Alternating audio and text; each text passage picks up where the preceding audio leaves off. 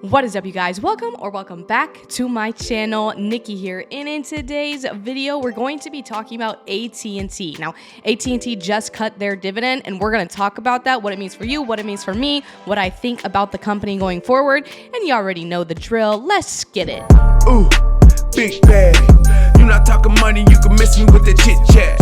I'm not with the rah-rah. All right, y'all. So there is actually a lot to unwrap with this. I was doing a lot of research, watching a lot of videos, reading a lot of articles, listening to the CEO himself be interviewed, and I just feel like a lot of people are overreacting to this news. Couple things before I dive into a few things I really want to talk about. One is that this is my personal opinion, okay? So do what you want. If you're uncomfortable, you want to get out of it, you think that dividend cut is just unbelievable and you're out, be out. Do what you want to do with your money, with your investments, okay? That should be obvious, but I just want to get it out there. Second thing, you have to understand that I am looking at this from the perspective of a 27-year-old who is nowhere near living off of my AT&T dividends. My lifestyle, my bills do not get paid through dividend income, and specifically just AT&T dividend income. So if you fall into that category and your lifestyle, your bills, your livelihood depends on it, then I would say talk to a professional, obviously. Maybe you want to move it out. Maybe you want to sell it, put it into some other assets that pay you a little bit better. I mean, like I said, talk to somebody else. Don't listen to me. Because yes, one, the dividend is being cut about 50%. So they were paying out, I believe it was around the $15 billion mark in dividend payments. And with this whole new deal, this whole new thing going on, they're going to be paying out between 8 to 9 billion. So it's about a 50%. They're going from a 7-8% dividend to basically just under 4%, which is a heavy hitting number right there. Like that could do some damage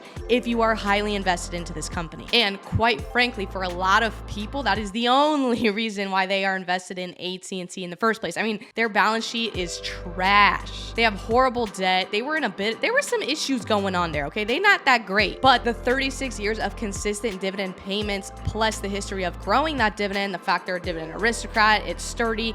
Management in the past has said, no, our dividend is straight, we're good, and then now we're hit with this kind of bang. So I do understand the frustration. I get it, but this is where I'm at with it. Okay, so now I'm just gonna be talking about what I'm doing with my current position, what I think this means for the company. And to be honest with you, like, I just wanna make it very obvious that dividends are never guaranteed. It doesn't matter what a company says. It doesn't matter how long they've been paying it. A dividend is always at a risk of getting cut. I mean, that's point blank, period. If you can't deal with that, if you don't understand that, if you think every single company is like safe as heck, if you think these aristocrats or these kings are still safe, they got the track record to make you feel more comfortable, but it's never a guarantee they're gonna keep it. So I just wanted to make sure that I got that out there, okay? We have to understand the risks when we are investing into the market. Now, what does that mean specifically for me? What am I doing? What's my take on it? Here's the deal. Am I going to sell my 25 shares of AT&T?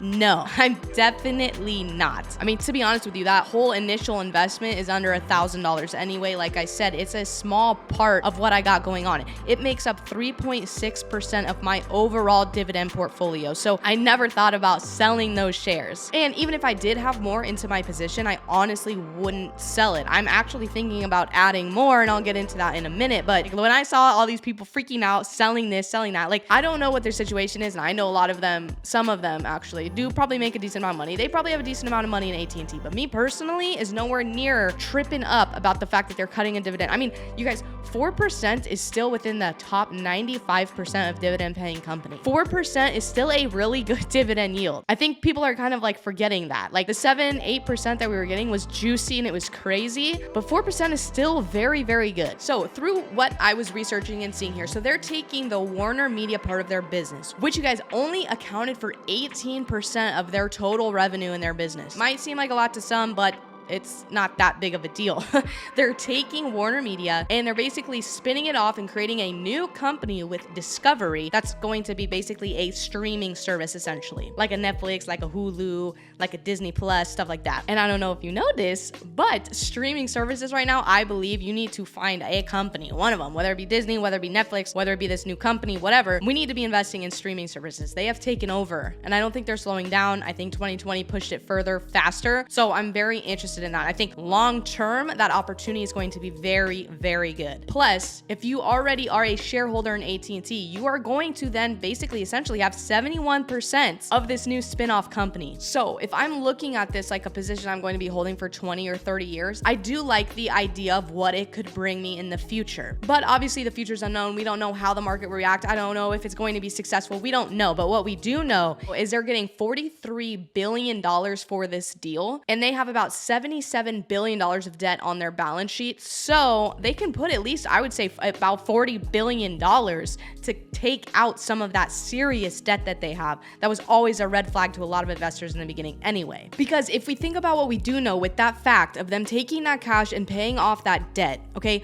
what we do know is the fact that they had so much debt. Let's think about this very simply here. If you have a ton of debt and your dividend is 8% yield, okay, like it was, how long could they really have gone before they had to cut it anyway, deal or no deal? I knew they were going to protect it at all costs if they could, but taking a step back, looking at this whole deal, looking at this whole situation, how long could they really have done that? I don't know. None of us know. But I like the idea of them actually taking a step back, taking back the reins on that dividend, putting it back to relieve some of that debt, putting it back and investing in other parts of the business that could grow the share price down the next 20 or 30 years. And I think just cleaning up those financials and cleaning up kind of the nasty little, mess they had going on, the baggage, if you will, is only going to help the company in the future in the long term. And I also believe that this is going to free up some of their time. So without them having to focus on the streaming part of their business, they can focus on what the bulk of their revenue, which is, I believe, is like between 70 and 80% of telecommunications. And what's going on right now with that? 5G. And in the last year, there's been $100 billion from the three biggest players in this industry, AT&T, Verizon, and T-Mobile, invested into 5G and how they can incorporate that into their businesses and change the economy and change the world, basically. So it gives them some more time to focus on the bulk of what their business is, but yet still reap the benefits of this kind of merger streaming service to see what it could become. I think overall, this is actually a very good move for AT&T. So for me, as a 27-year-old building up a long-term dividend income portfolio with something like AT&T, I'm going to continue to add it. I may not just like willy-nilly throw stacks up in there all the time. I might kind of monitor my position in them just to see kind of how this goes. Now, I do believe the dividend payment at the higher yield is safe for another 1 or 2 payments. I don't believe this deal is going to be finalized, if approved, until like mid of 2022, something like that. So you do have some time to think about it, but for me, it's not really much to think about. I'm going to continue to hold it. I'm going to continue to average cost my way down. I mean, we may see this share price get down to like $25 or so. At that point, I'd probably pull the trigger to add some more.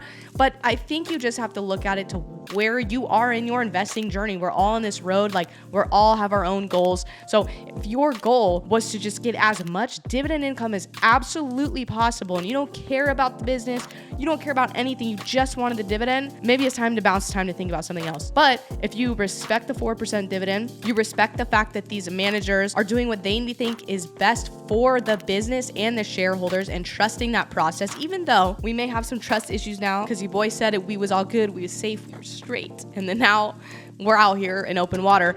But I think, there's some trust issues for sure. But I think if you're at a point, where you can monitor it, maybe don't sell it, just don't invest anymore, kind of eye the situation. I don't know. I personally am not going to be doing anything but keeping an eye on it and adding some more. And maybe if I get to a point where I have too much money in there, I'll reconsider and think about it. But until then, I'm rocking with the AT&T. I like the company. I think this move is beneficial for them. I think it's beneficial for the shareholders, the company, the financials, all of it. I think it makes sense. But you guys, I don't know, I might be alone in this. Let me know what you think down in the comments below. You guys remember, click the link down there and get you set up on Webull or Moomoo or Robinhood. Get you set up with different accounts, short-term and long-term options, whatever. Get organized, okay? Also, if you could smash the thumbs up for your girl, it really helps the channel grow. You guys, we just crossed 4K, okay? We got 4K crew members. I love every single one of you. So if you are not yet subscribed, what is you doing? Hit that NB in the corner or the red subscribe button down underneath the video below. I talk about money investing, side hustles, all this kind of stuff. I just like to make money and have a good ass time. So if you're into that, let's hang out. And if you guys have made it this far, you are my most favorite people. You know I love you. Come here. And like always, you guys, enjoy the journey, whatever your journey is. Always remember to do it, set your hearts on fire. And I will see y'all in my next video. Bye, guys.